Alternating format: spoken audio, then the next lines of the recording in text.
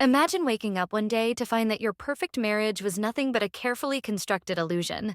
That's exactly what happens in Gone Girl, a psychological thriller that will leave you questioning everything you thought you knew about love, trust, and manipulation.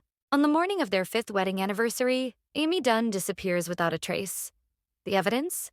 A turned over coffee table, signs of a struggle, and a diary filled with chilling entries about a marriage falling apart. But the most shocking part? All clues point to one person: her husband, Nick Dunne. Nick and Amy seemed like the perfect couple. She was beautiful, intelligent, and the inspiration behind the famous Amazing Amy book series. He was charming, laid back, and seemingly devoted. But behind closed doors, their relationship was far from perfect. Amy had grown up in the shadow of a fictional version of herself. Amazing Amy was everything she wasn't. And over time, she started to feel like she was losing control of her own life. Meanwhile, Nick, once a loving husband, had grown distant, unemployed, and, worst of all, unfaithful. Then, on the morning of their anniversary, Amy was gone. And suddenly, Nick was no longer just a husband. He was the prime suspect. As the search for Amy intensified, the media turned Nick into a villain. News channels painted him as a cheating, emotionless husband who was hiding something. And then, Amy's diary was found. In her own words, Amy described a husband who had become cold, resentful, and even violent. She wrote about feeling unsafe in her own home, about fearing for her life. And the diary ended with a chilling statement: "This man may kill me." With this new evidence, the police had all they needed. Nick was arrested. The world was convinced of his guilt. But what if I told you Amy wasn't the victim at all? Because here's the real twist. Amy wasn't dead. She wasn't even missing. She had planned everything. Every single clue, every diary entry, every piece of evidence pointing to Nick. It was all part of her master plan. Amy Dunne wasn't just a woman scorned. She was a mastermind of revenge.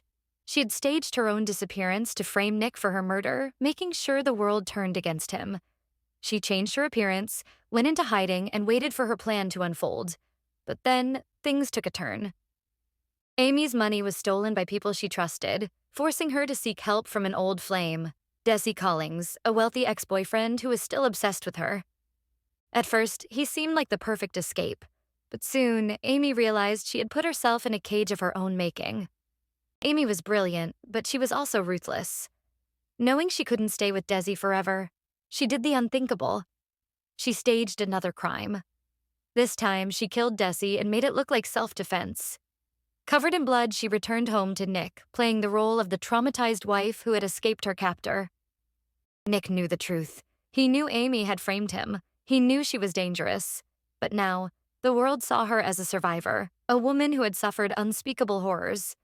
And to make matters worse, Amy was pregnant.